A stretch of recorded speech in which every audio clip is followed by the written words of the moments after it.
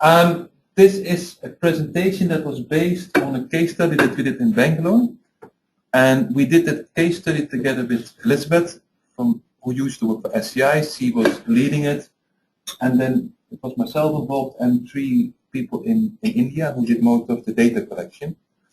And basically it was a fairly light case study because it's a new area. And where we started from is the idea that looking at sanitation services in a city, the failure of sanitation services looks like this. This is a river underneath, and what we've seen in a city like Bangalore with 8 million people, that around 1/3 is connected to a sewer network. 55% of the waste that gets into the sewer network comes out of it at the end where it should be. That means that 55% of the generated waste reaches a treatment plant. 45% of that waste disappears somewhere in the system. And if you look at the sewage treatment plants, they are operating at around 1/3 of the capacity, which is really low.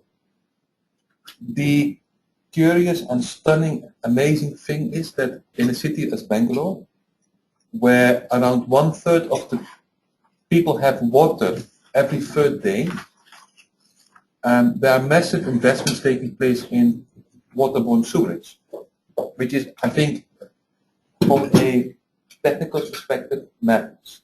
Because waterborne sewerage needs loads and loads of water. If it doesn't get the water, it gets clogged and it doesn't work. That explains why 45% of the waste disappears in the environment. Because pipes break, they get clogged, it breaks, it goes into rivers, it goes into canals, it goes into ponds. What is the white foam? Sorry? What is the white foam? That's because of pollution. That's how a river, because all the sewer disappears in rivers, and the white foam is then caused by the pollution in the river. It's an open sewer. It doesn't really look bad. It's protein. It's protein. It looks, I mean, you don't want your river to look like that. I think people would be a bit shocked if the little pond behind our office would look like that way. Okay, if 40% of the population is served by a piped sewer network, which is quite high, what about the remaining part of the population? Well, I think that's what John mentioned. They have to rely on self-service. The amazing thing is that if people don't have sewer, they don't stop going to the toilet. People do shit even if they don't have a sewer connection, and not all of these people do defecate in the open. And what comes up then is a kind of self-service. People start organizing some kind of sanitation service for themselves. And this is, in this case study, we studied one of these self-service models, and it has emerged totally without any financial or technical support. The other strand, so that was one thing, people organize their own sanitation service. The other strand of our thinking is basically very much, what this line says, waste is a resource in the wrong place. Or even in Holland, for the people who don't speak Dutch, it says waste doesn't exist. This is a boat that I pass every day on my way to office. And I think, we were looking for ways to how waste could be recycled, how human waste that is considered to be waste is being used as a resource in different places. Farmers know this for centuries. They know that human waste is an excellent fertilizer. And if applied in the right way, it's fine. The problem is that policymakers, administrators, and sanitation specialists don't. If you go to, let's say, policymakers in Bangalore, Delhi, Dhaka, it's well observed, our culture, whether it's Hindu or Islam, never allows the reuse of human waste. That's the standard answer. So it doesn't happen. If you then start going into the field and start asking people, ask farmers, they all do it. We find it in Bangladesh, we also find it in Bangalore. Farmers know for centuries that human waste can be used as a fertilizer. our case study very much focused on this. And what we have done, we used a business model to understand it better. We felt, okay, it's not just about money, it's a lot of other things are involved as well we need to consider. And these are the different parts of our model we studied to understand better the business, the self-service business that has emerged in Bangalore. And what is important, we're looking at two markets. The primary market, that's a sanitation self-service that has been organized by people, organized by entrepreneurs. But we also look at the secondary market, basically how these entrepreneurs, these tanker operators, started to dump the waste, the fecal sludge, with farmers. And we get into more detail why they do that and how they do that. So basically, we use this model to look at two different markets. Primary market, a sanitation service, and a secondary market. And that was more like a nutrient business, selling nutrients or giving nutrients to farmers. We focused a bit on the primary market, so we have better data on that. We have slightly less data on the secondary market. Okay, these building blocks. So what did we find? We dropped the key partners because there were hardly any key partners. What did we find? One is the customers of the entrepreneurs in the primary market are basically households, individual households, big compounds, in some cases also institutional buildings, but they were all people where we felt mostly belonging to the middle or upper class. This is a typically sanitation self-service that at the moment caters to the needs of the better off. The main customers in the secondary market are farmers in and around Bangalore. And what is the service that you do? What's the customer value proposition? Basically, in the primary market is to enable on-site sanitation for customers. What people have done, they built a pit, and it's a complete business. So there are special constructors that dig pits in public roads, line them with rings, and then connect your sewer to it. And it's accepted. Architects design it that way. They ask a special contractor to come in and build it. There are people who make the rings. There are people who build the pits, and there are then these tanker operators that empty the pits. Basically, the customer value proposition for the farmers is to provide nutrients at no or very low cost. Key activities is emptying and emptying. So the pit gets emptied and the tanker gets emptied with the farmer. Who are the key resources? You need trucks, you need drivers, and you need a network with farmers, we discovered. Basically the relationship with the customer in the primary market is you call someone. You know, there are advertisements all over in the yellow pages, you know, your neighbor knows someone. The little boards, you see them everywhere, in Indonesia, Vietnam. Just call a mobile phone and then someone empties your pit. For the farmers, it's much more like a network of farmers who are willing to use fecal sludge or who have a pit to use fecal sludge. So there's a different relationship. It's short-term, maybe one-time relationship with the customer, the private household. It's a long-term relationship with the farmers. Also, your pit gets emptied every 2 or 3 years if it's an individual household. If you use it for longer, it gets down to 1 year. But the farmers, some of the farmers receive 800 tanker loads of fecal sludge a year. That's around 3.2 million liters, which is massive. So how they market, basically it's their cell phone. For the tanker operated, they market through cell phones. And with the farmers, I said it's person to person. It's really your own network. If you see what is your revenue model, I think for the farmers, they mostly save cost. At the moment, they sometimes pay a small token amount to the driver of the tanker. Mostly the owner doesn't know that. So they pay 100 rupees, that's about €1. but they reduced quite a lot of money. They reduced the cost by using fecal sludge instead of using farmland manure. They use a lot of farmland manure, that's compost, whatever, like what comes from the farm. And yeah, they reduce the cost for chemical fertilizer as well.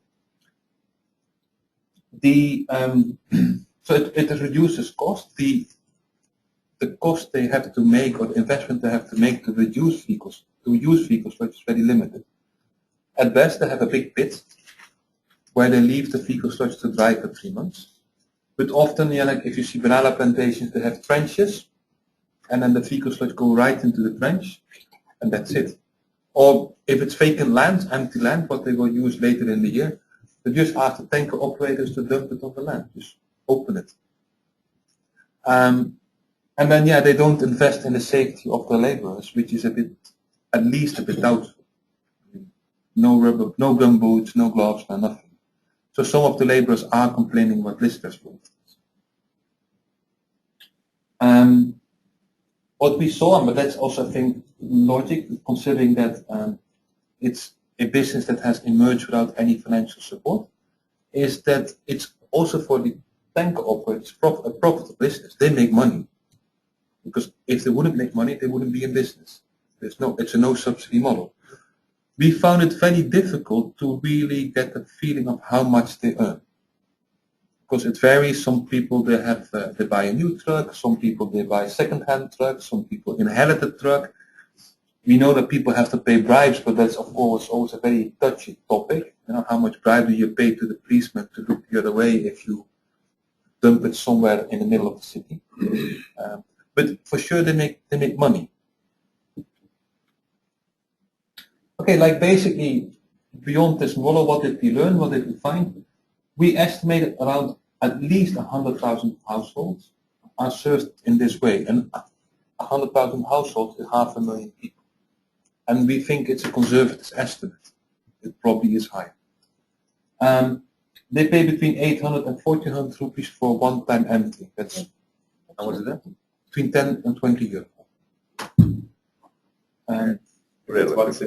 Once per 3 years. It depends. Like sometimes you have this big compounds. Let's say they have this big 50 flats where there are 100 houses, and they have one. Of course, then they don't have an individual treatment plant, or they don't have an individual holding tank. They have some kind of treatment plant, or they have a big holding tank which gets emptied every day. Then. But on average, in an individual household, the first time it's after 3 years. But when what happens is that the tank of the pit never gets fully emptied, and the real solid material remains in the bottom, and then there's less of leaching of water, so then it fills up after a year the second time. It's a small business, but it's also somehow illegal because dumping of fecal sludge is not allowed. They have to pay to dump it at the treatment plant, and that hardly happens. We know that. So it's like, it's not a fully legal business, and it's all kind of in this gray area. Yes, it's allowed. It's not allowed, but it happens. In Dutch, we call this gedoogbeleid. We had a very careful estimate on how much farmers would save, and we estimate between 130 and 3,000 euros annually. One farmer already started selling the manure. So he had a huge pit. You would leave it for 3 months, he would empty it and then sell the manure to other farmers. Yeah? But the farmers don't buy the piece. No, they get it for free. Because dumping is not allowed, and all the tank operators have to dump it illegally. So that's, I mean, they have to go far out of the city in most cases, or pay a bribe. So if the farmer allows them to dump the fecal sludge from the farm, it's good for them. Okay. Yeah, and I think what we said basically, it's a practice that is not safe yet. So we feel the problem is that any investment you make in treatment will reduce either the profit of the tanker operator or will reduce the profit of the farmer, the cost savings. It depends, of course, also a bit on the crop. For banana trees, it's fine. For palm trees, it's fine, for coconut trees. But you don't want to have this stuff on your lettuce, or on your spinach, or on whatever, any green leafy vegetable. Sorry? It makes you a bit sick. So yeah, but yeah, for farmers, they don't care so much. And they also see that, it doesn't matter whether they grow with fecal sludge or farmland manure, they sell it to wholesalers who will buy it for the same price. And we are fully aware that the crops are being grown with fecal sludge. But is there a real health risk? Yeah. Yes. Yeah, there is. Yeah, yeah. And I don't know the details. It depends how the sludge has been processed. No, but it's not being processed. At best, it's dried for 3 months in a pit. But that's all. And that's not enough. And the risks depend on the kind of crops as well. Yeah. Some crops will be less of a problem than others. But if you use it on green crops, you can't apply it directly. No, but then they do it in trenches. Yes, but then your helminth risk is still there. Yeah, I think, but yeah, that's any green leafy vegetable that you eat in a city, in a first world country, is grown with fecal sludge, or with sewer water. So That's why you don't eat it. Huh? that's why you decide it doesn't If you want matter. to avoid jelly belly. Another reason to not eat it. Sorry? I had another reason to not eat But anyway, it. It was treated with water that may be Yeah, also. unsafe. Also. Not thinking about how it had been grown. okay, like we also try to look ahead a bit. Based, of course, the business model, the profitability depends on demand, it depends on quite a few things. But what we see is like, there are a few factors that might influence that you could kind of tweak with to improve the business model both in profitability as well as in safety. It's an institutional and legal environment, and what we saw in India, it's extremely weak. There are a lot of regulations, a lot of bylaws, but nobody is enforcing it, unless it benefits a policeman that is after a bribe. But but it also means that these people are on a kind of, borderline, they can't really take the risk to expand their business. Because one fine day, it might be banned for political reasons, whatever, then all their investments are gone. So we feel, let's say, the legal and institutional environment really stops this business from growing. And yeah, you can look at custom demand. It's someone, like both from the farmer side as well as the household side. It's something that you could promote. And then in terms of technology and environment, this is very, very basic technology. It's just a tanker with a pump that pumps out the sludge and then releases it in the environment or at the farm. Gates is very much, for instance, BMJ is very much looking into treatment technologies that could treat fecal sludge in a tanker, if possible. But we feel whatever you do, it always will eat into the profit of either the tanker operator or the farmer. Okay. Then yeah, at the regulatory framework, if you look at it, basically what I started with, at escape policymakers that people don't stop using the toilet when there's no connection to a sewer net. So the whole policy, if you talk to the Bangalore Water Supply and Sewer Board, the only thing they focus on is their sewer network. That 40 or 60% of the city is not connected to the sewer network kind of is of secondary importance. And that these people are using a latrine is, yeah, what I said, escape their attention. So there is no provision, I think very similar to water, there's no provision for people outside the legal framework or outside the kind of piped water or sanitation syndrome. It's weak. We try to actually study and understand what was allowed and not, and it took us a long time before we found a bylaw that banned the dump of fecal sludge. But apart from that, the regulatory framework is extremely weak. There's nothing that enforces people or tells people they have to have a toilet in the house. If they have no sewer network. But how and what kind of, it's just not there. But it's one very grey area. As I said, the dumping of fish feed, according to the Environmental Protection Act, is not allowed, but it happens, and it's rampant. And what I said, yeah, basically current practice will continue, but the growth and the kind of legitimacy of this practice is hampered by the lack of a framework. It's not clear what's not allowed and what's allowed, and people will be careful to invest, let's say, have more tankers or bigger tankers or better tankers, as long as this unclarity remains. Okay, thank you. Sure. Sorry? Not so sure about it. Shall we? If there is a profit, they will invest. Sure. I'm gonna. Okay. So the people, we lost a lot of people, or not? People are not on webcam, but I hope we still have some of our external participants here. We have Peter Pippa still online, and Nick Pickenden. Okay. I hope. Yeah. So shall we take questions from the room, but then also invite anybody on to say if they want to add a question as well? Oh, okay. Okay. Went to sleep. Questions, remarks, suggestions. Looks like you've got a question in the chat. So,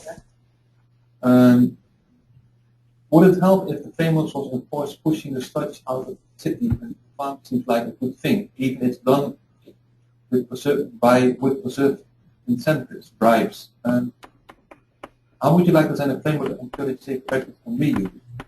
I think one of the things, I'm not sure who asked the question. That was me, Nick. Okay, Nick. I think one of the things you could do, for instance, at the moment, there are a lot of investments going on in sanitation. One of the ways of improving this practice is saying, like the kind of externality, the negative externality of environmental pollution or unsafe food is something that is the responsibility of the government, and that you get a subsidy from the government to do treatment as an option, because the government is paying huge amounts of money for treatment anyway, only it's not working. So would you find a way of a channel to kind of support treatment for this particular service through a government subsidy? That could be an option that we thought about. Whether it works, maybe, maybe not. Yeah, Christine? What is the plan of this team to follow this up? Because, yeah, it's a case study, but so what? Yeah. What's happening I think one of the things where we started from is basically,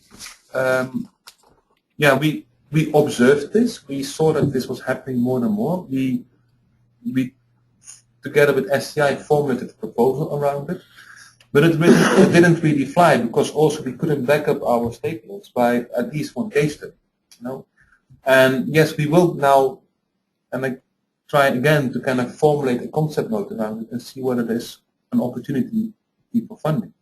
But it's a challenge. I think what I noted is that the availability of funding for urban issues is very limited.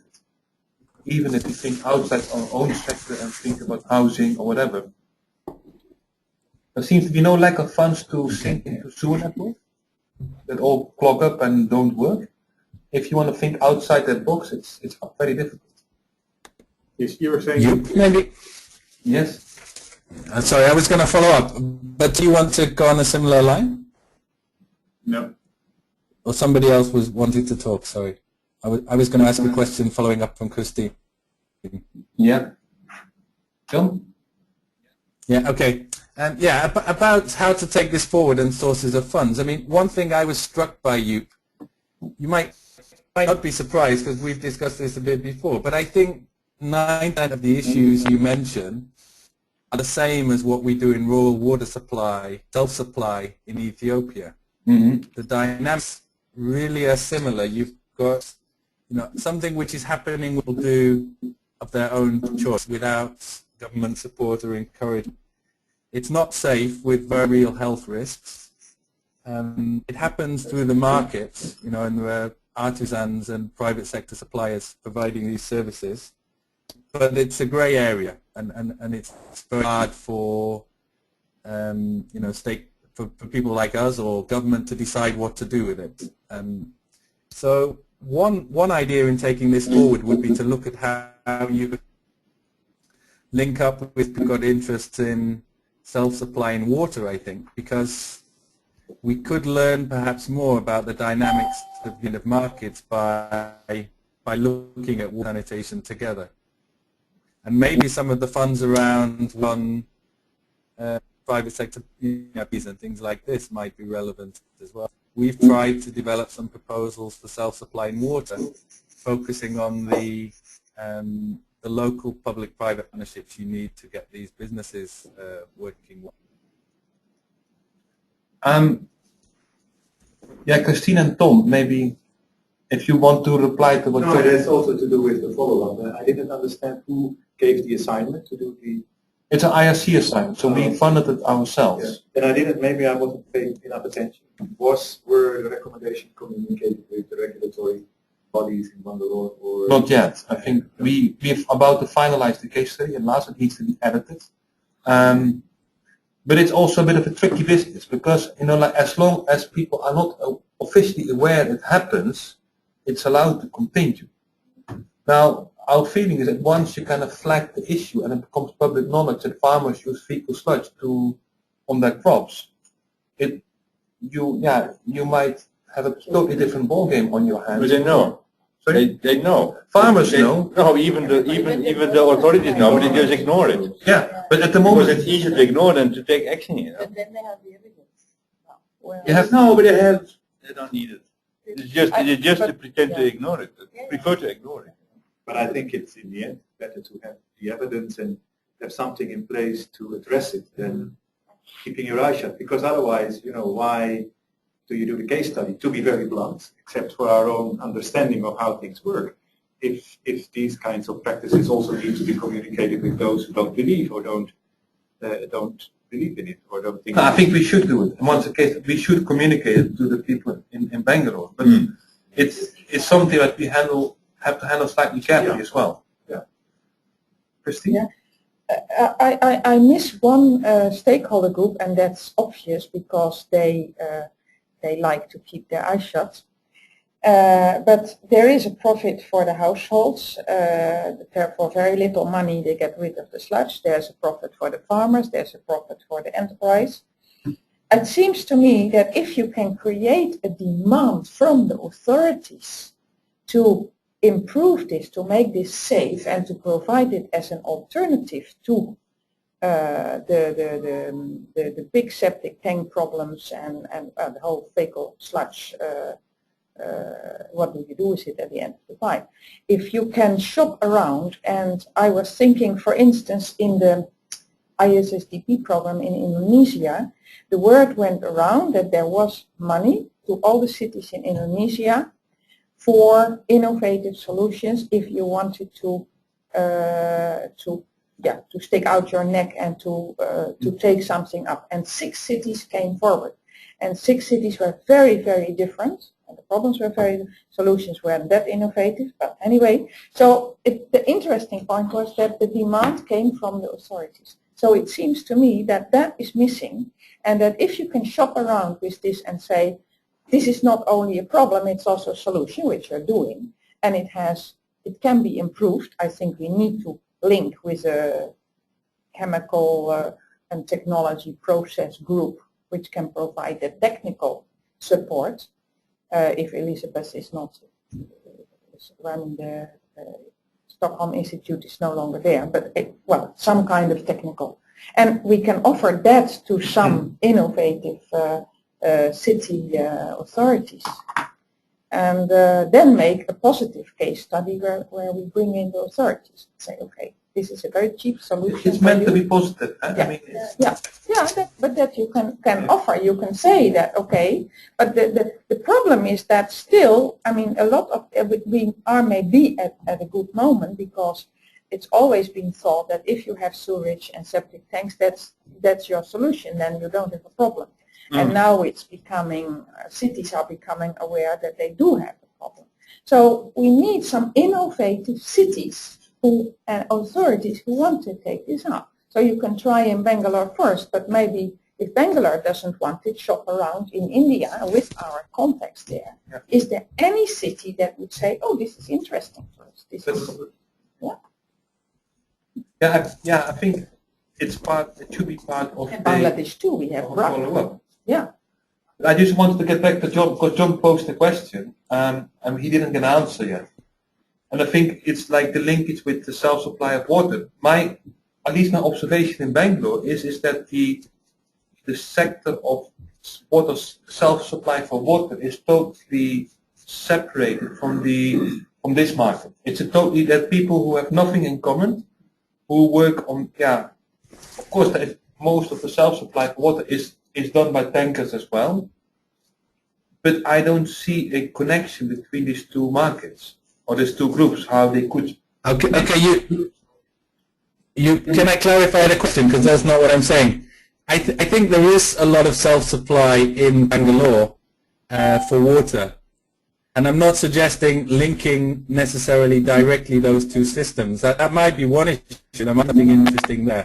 What I'm more suggesting linking is the learning, that the challenges we have in both these issues. Whether for me it doesn't matter if it's in Bangalore or in rural Ethiopia. It seems there's a lot of overlap between what we're trying to do. And just to pick up on what Christina was saying, another incentive, you need an innovative authority, but the issue we have inside water is the incentive you need this to count towards coverage or service delivery in water. And until it happens, there's not much interest in the authorities to this, because why would they invest even their software time to create the enabling environment if the results that they generate don't officially count to some kind of service? That kind of issue is exactly what we're grappling with self-supply in water. I think it doesn't matter whether it's in the same city or not. How to influence these authorities and the strategies we take are what I think similar. Yeah, I think maybe that's something we have to discuss in a bit more detail. But I think it's what Christine mentioned is very much also like what the thinking and what we're doing in SSS is how do you build, how do you kind of generate this support from authorities to change things, and maybe we have to pick Tom's brain a bit or Patrick's brains a bit more on how we could do that and pick up an innovative authority who's willing to experiment with this. That's why when you have done the case study, but maybe, because I know that your starting points are very different, but doing the case study together with some authority in Bangalore might also help to generate, really as action research, and kind of stakeholder involved action research, which may be difficult, and then you do it on your own, and you do what Christine is saying, find the innovative city who wants to apply your recommendations. Yeah, I think, but basically, like, for this was really a first step for us. Yeah. Like, you need to start somewhere. Yeah. But at the same time, like I think what you both suggest is like, you could do like a kind of exercise ship mapping in a small town, and just kind of together with the authorities understand where the shit goes. Yeah. Because it's outside their scope, it's a kind of CLTS at city level. Now it's kind of what you do in a village. If you do CLTS, you have the walk of shame, where you go and visit all the open defecation places in a village. And then you calculate how much shit is, being done in this, around the village every week. You could do something similar at the city level, together with people from the municipal authorities, to calculate, okay, this is what we generate, your 100,000 people means 15,000 kilos of shit. Yeah. Showing both sides also. Both sides. What can be the added value of shit if it's processed But you can't compare it. I think Berg was an NGO who had worked with these villages for 30 years or more. There was a trust. You could also get the villages to do the walk of change. We had the solution. It's a lot more difficult with. But you have to pack it in a different way. I mean, like you have to be, don't call it the walk of shame. But it's exactly, and that's interesting. Where do you start, and what is your first line when you meet? Is it, do you remember the vision is a clean city or whatever you want to call it, without going into large amounts of details? Yeah. have that shared vision that maybe something is not really well, and start from there instead of immediately coming. Yeah, but I think that's the point. You know, that's again where it links so clearly with the water work. You know, I think that the struggle of the last few years in Ghana, that picture you describe of the lack of link between policy and practice. That if you're an action research focused organization that's seeking to be evidence research and the policy, but actually policy has nothing to do with practice, that's a big problem. So actually what Tom's describing, that is the first step. And I think, thinking back to what you were saying about we have to be careful about how we put this report out, you do have to be careful. You do have to do it because that's your starting point. Until you get engagement with the problem and the fact that there is a colossal gap between policy and practice, there's no point doing work on policy. You can do whatever you like, but it won't lead to anything. Or you can do work on practice and it won't have a potential scale. I'm interested in another case in Ghana, in what is it, Tagale or Tamale, where the authorities have said this is beyond us, and we would like to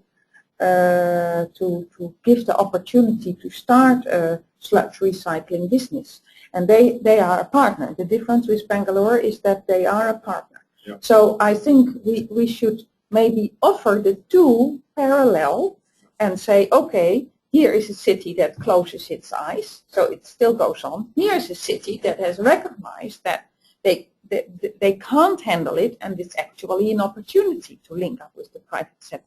And for us, it would be a good learning to see why the authorities in Ghana, and with our contacts in Ghana, maybe you can get that insight. Why did they accept it, and why is it hard to?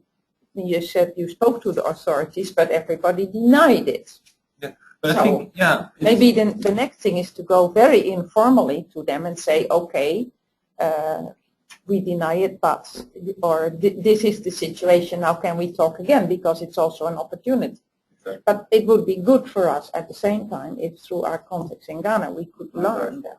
I think we tried to do it in Ghana, and then we, sadly enough, someone took a very wrong decision, not to give us money, but Oh, okay. I think if I would go for this, I would go for a smaller town.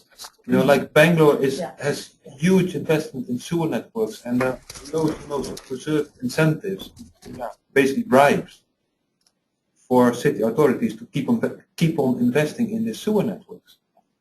And it's something like this sewer mafia is something it's going to be a hard fight. So rather look for a smaller town with hardly any sewer network, where it's you can handle it a bit better. Yeah, good point. And maybe you should go get it. Okay, Yeah. Sorry, Joep, I'm trying to catch you right, but it's difficult because you're looking their way. I have to shout. And you have to wave hard. And you never know with one thing whether I always interrupt usually, but with this you have a risk of interrupting even more. But I'd like to Pippa's typed a question online, and I'd just like to give her a chance to ask her question and go a bit backwards some of the drivers of the market that's developing. So Pippa, maybe you can jump in. The mic is muted. You need to unmute your mic, Pippa, otherwise we don't hear you. Now you can hear me. Yes, now we can hear you. Sorry. My question is actually probably quite relevant to the conversations around what are the incentives for the policymakers to get involved. Because at the moment, the policymakers are coming from a perspective of fear. If they condone the practice and something goes wrong, then they're in a lot of trouble. My question was, what were the drivers for the actors that you met in the research? So what was the drivers for, was it the key driver was that the farmers needed cheap agriculture and they went looking for it? Or was it that the truck drivers needed somewhere to dump and they found the land? Or was it kind of alignment of the two? It was an alignment of what we found. One is that like earlier this pit used to be emptied manually. So I think the fact that these tankers came in the market where it's a big tank and you kind of have a suction pump to empty it is something that triggered a lot. And we asked both farmers and tank operators, how do you, how did you meet? And in some cases, it was like, say, a farmer that, who'd been using fecal sludge, who saw the tankers driving by and got into a chat with the tanker operator. And on the other hand, it's also tanker operators that are actively looking for places to dump the fecal sludge. So it's both. But I think a big trigger in whole this market was the kind of appearance of these tankers with a suction pump to empty out the pits. And that got, that started the whole thing. And Why don't they take it to the treatment plant? because one, you have to pay for it. It's too far often. It's too far and you have to pay for it. So less profit or no profit. And it's not much, but they do have It's all to about pay. money, That- basically. That's where the community or the government or whatever can put their money. Yeah, but even I would doubt whether, they could maybe say this is for free. I would still very much doubt whether it then would happen, because there are two things. One is if this starts happening at a very large scale, the treatment plants go bonkers. They don't work anymore. Because treatment plants are designed to digest diluted sludge, This is concentrated sludge because all the water has seeped out, so it's very concentrated, and the treatment plants can't handle large volumes of this stuff. Once in a while a bit, it's fine. But when it becomes a lot, substantial, the whole treatment plant trips. The other thing is like, it's very much also, if you drive in a city like Bangalore, it's one big traffic jam. So for these people, it's not just this 10 or 15 or 100 rupees they have to pay. It's also the time they spend on dumping their sludge at the treatment. And if that means an hour in traffic jam versus 15 or 20 minutes to a farm, driving to a farm, they will dump it in a farm or in a vacant lot.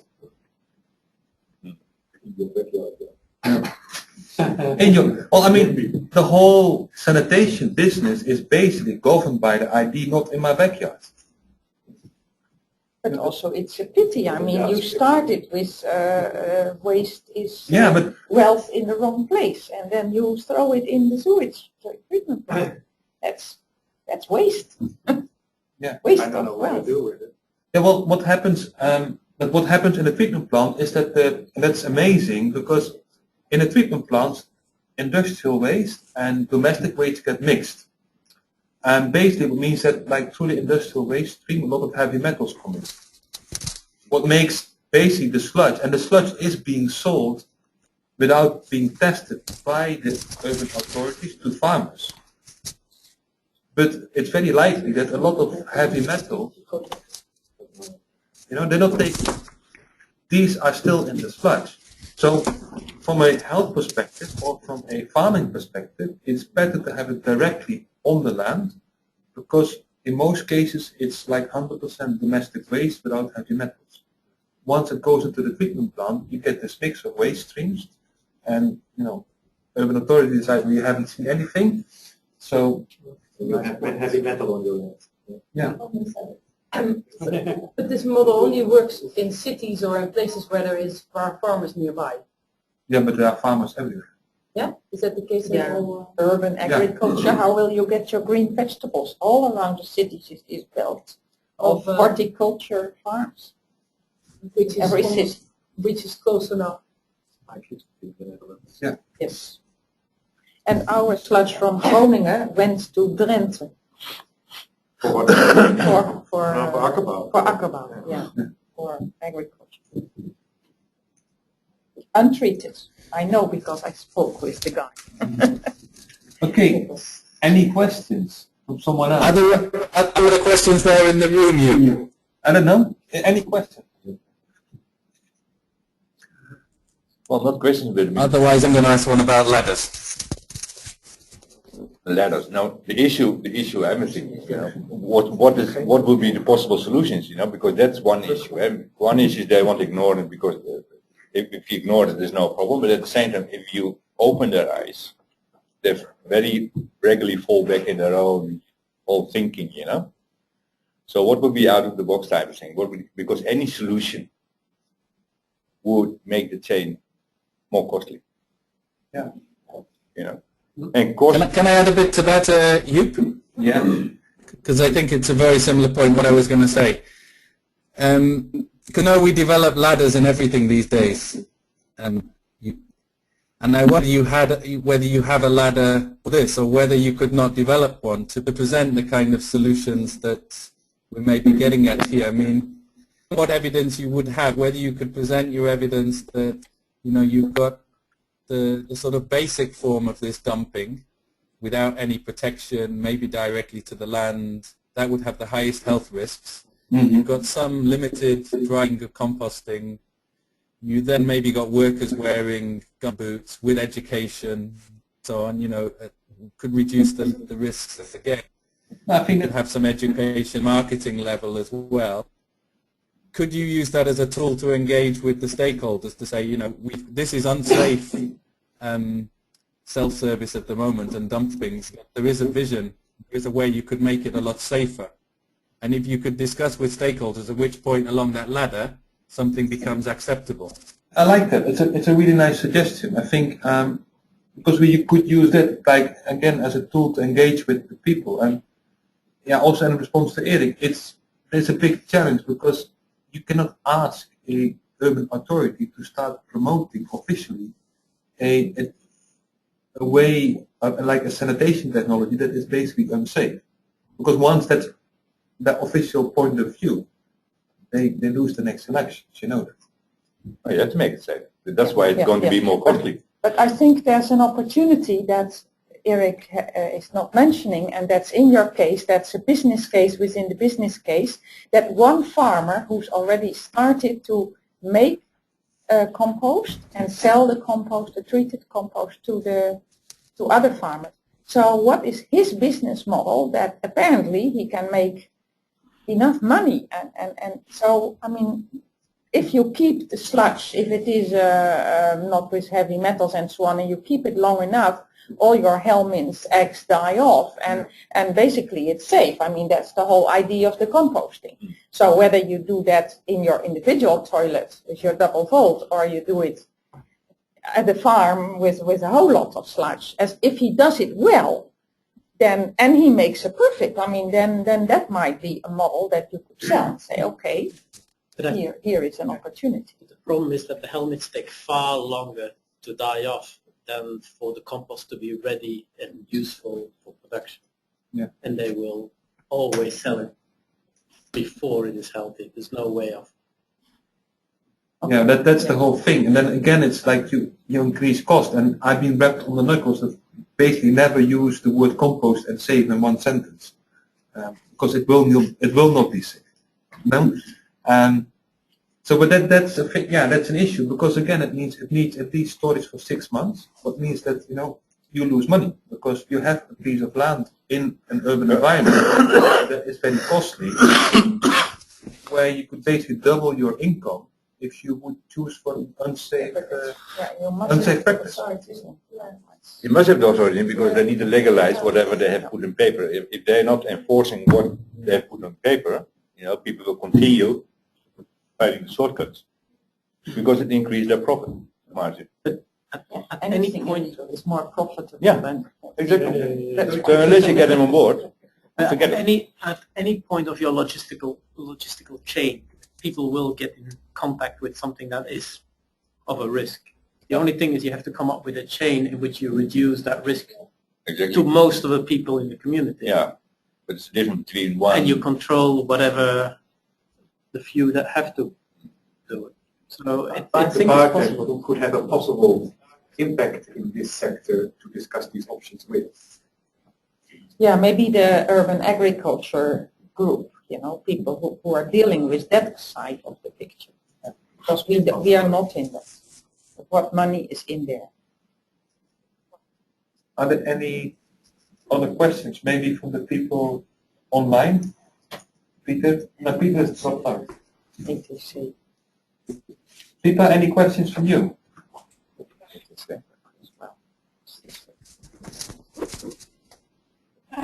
Perhaps one question, if you have an idea, the percentage, you started the presentation by saying of the total population, 37% was sewage, so kind of giving these overall pictures, do you have an idea of the percentage of sludge that's collected?